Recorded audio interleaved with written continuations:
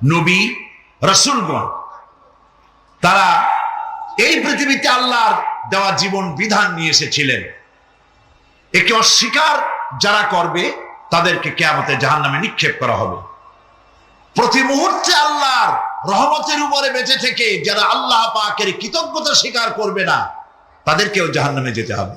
কোরআনে কারিমে আল্লাহ পাক বলেছেন, লা ইন শাকারতুম লা আযীদান্নাকুম ওয়া লা ইন কাফারতুম ইন্না আযাবি লাশাদীদ।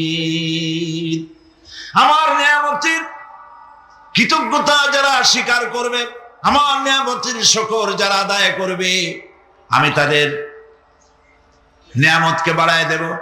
আর যারা অস্বীকার করবে, শুকর আদায় করবে না, তাদের জন্য শাস্তি দেওয়া হবে।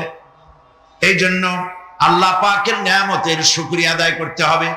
2 নম্বরে আল্লাহ পাকের হুকুম আহকাম মেনে জীবন পরিচালনা করতে হবে। নবীরা আল্লাহ পাকের পক্ষ থেকে যে দ্বীন নিয়ে এসেছেন ওই দ্বীনের আনুগত্য করতে হবে, বিরোধিতা করা যাবে না।